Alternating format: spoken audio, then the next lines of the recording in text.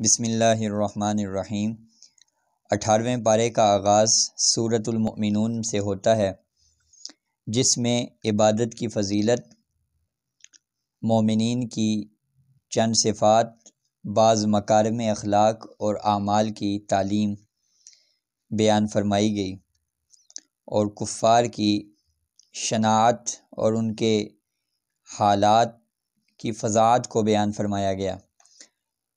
تقریباً 17 مضمون جو اہمیت کے حامل ہیں اس صورت میں اور اس پارے میں موجود ہیں۔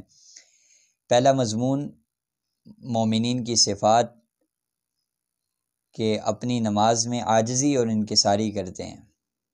ایسے مومن جو اپنی نماز میں عاجزی، خشوع خضوع اختیار کرتے ہیں، بیہودہ کاموں سے دور رہتے ہیں، زکوٰۃ ادا کرتے ہیں، اپنی عصمت کو محفوظ رکھتے ہیں، اپنی امانتوں کا پاس رکھتے ہیں۔ فرمایا انجام ان کا یہ ہے کہ یہ جنت الفردوس کے وارث ہیں۔ اے انسان، ہم نے تمہیں زندگی کے وسائل عطا کیے، اگر ہم چاہیں تو اس سے محروم بھی کر سکتے ہیں۔ دوسرا مضمون آیت نمبر 23 تا 29 میں حضرت نوح علیہ السلام کی قوم کا واقعہ تفصیلاً ذکر کیا گیا کہ انہیں کس طرح غرق کیا گیا تھا۔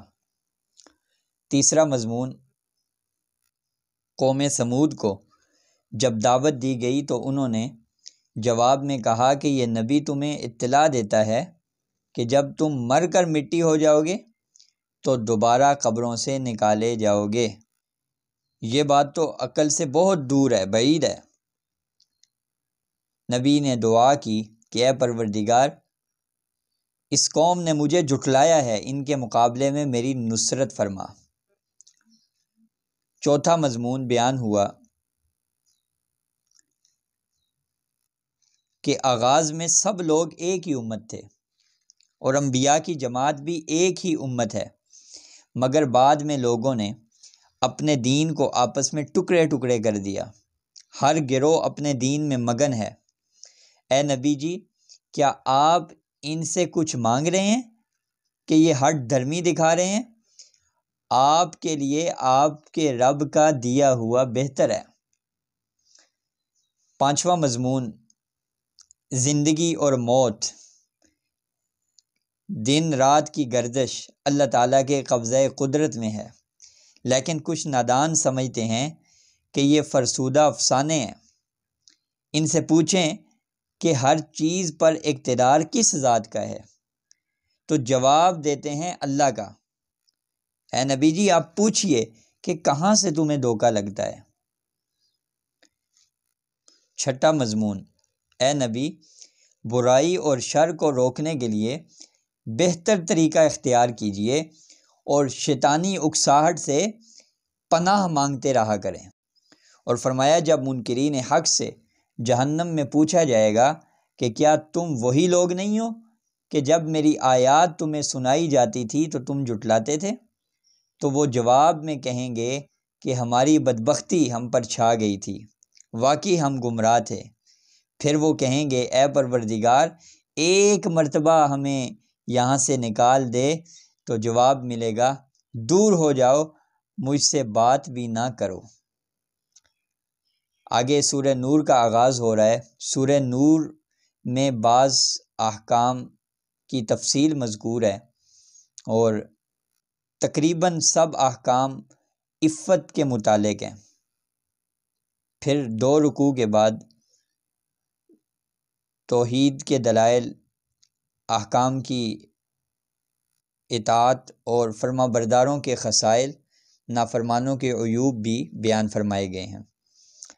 پارے کے اعتبار سے 7واں مضمون زانی مرد اور زانی عورت کی سزا 100 کوڑے ہیں، اس میں کوئی رعایت نہیں کی جائے گی، اور بوقت سزا ایک گروہ موجود رہے۔ اور فرمایا زانیہ اور مشرکہ سے مومن مرد کو اور زانی مشرک سے مومن عورت کو نکاح نہیں کرنا چاہیے۔ جو پاک دامن عورت پر تہمت لگائے اور 4 گواہ پیش نہ کر سکے، فرمایا اس کو 80 کوڑے لگاؤ۔ اگر شوہر بیوی پر تہمت لگائے اور گواہ نہ ہوں تو 4 مرتبہ قسم اٹھائے اور 5ویں مرتبہ یہ کہے کہ اگر میں جھوٹا ہوں تو مجھ پر اللہ کی لعنت ہو۔ 8واں مضمون آیت نمبر 16-19 میں ام المومنین حضرت سیدہ عائشہ صدیقہ رضی اللہ تعالی عنہ پر منافقین کی تہمت کا جواب کہ یہ تہمت سنتے ہی فوراً کہہ دینا چاہیے تھا سبحانک ھذا بہتان عظیم، کہ یہ تو ایک بہت بڑا بہتان ہے، اللہ کی ذات پاک ہے، یہ بہت بڑا بہتان ہے۔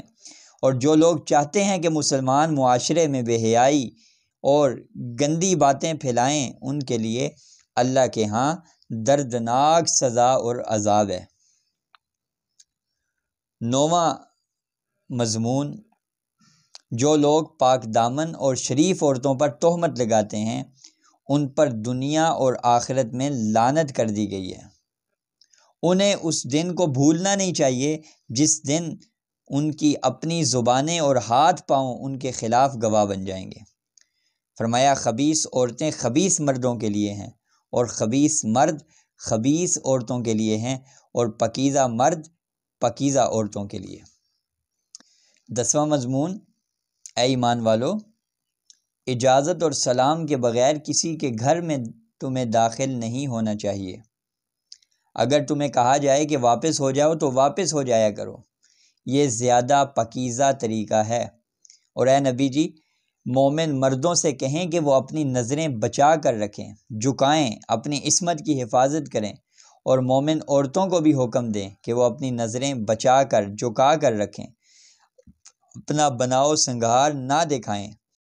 ہاں، شوہر، باپ اور دیگر محرم رشتہ داروں کے سامنے یہ گنجائش ہے ان کے لیے، اور اپنے پاؤں زمین پر مارتی ہوئی نہ چلا کریں کہ ان کی زینت کا علم لوگوں کو ہو جائے۔ 11واں مضمون حقیقی مومن تو وہ لوگ ہیں جو صبح و شام اللہ کی تسبیح کرتے ہیں، جنہیں تجارت اور خرید و فروخت اللہ کی یاد سے، نماز قائم کرنے سے، زکوٰۃ دینے سے غافل نہیں کرتی۔ وہ اس دن سے خوف کھاتے ہیں جس میں دل الٹنے اور آنکھیں پتھرانے کی نوبت آ جائے گی۔ اللہ ان کے بہتر اعمال کی جزا دے گا۔ کفار کے اعمال تو اس چٹیل میدان کی طرح ہیں جس میں چمکتی ریت کو پیاسا دور سے پانی سمجھتا ہے، لیکن جب قریب آتا ہے تو کچھ نہیں ہوتا۔ 12واں مضمون پرندے بھی پر پھیلائے ہوئے اللہ کی تعریف کرتے ہیں، حمد و ثنا کرتے ہیں، اور زمین و آسمان کی بادشاہت اسی ذات کی ہے۔ 13واں مضمون اہل ایمان کو جب اللہ اور رسول صلی اللہ علیہ وسلم کے حکم کی طرف بلایا جاتا ہے تو کہتے ہیں کہ ہم نے سن لیا، اب اطاعت کریں گے۔ اللہ کا وعدہ ہے کہ جو ایمان کے بعد نیک عمل کرے گا اسے زمین میں اپنا نائب بنائیں گے، جس طرح کے سابقہ لوگوں کو بنایا تھا۔ اس طرح ان کے دین کو مضبوط بنیاد پر قائم کریں گے اور انہیں امن و سکون کی زندگی دیں گے۔ 14واں مضمون جب تمہارے بچے بالغ ہو جائیں تو انہیں اجازت لے کر آنا چاہیے۔ اللہ تعالیٰ اس کی حکمت سے خوب باخبر ہیں کہ یہ حکم کیوں دیا جا رہا ہے۔ بوڑھی خواتین اگر اپنی چادر اتار بھی دیں تو اجازت ہے، حیاداری ان کے حق میں بھی بہتر ہے۔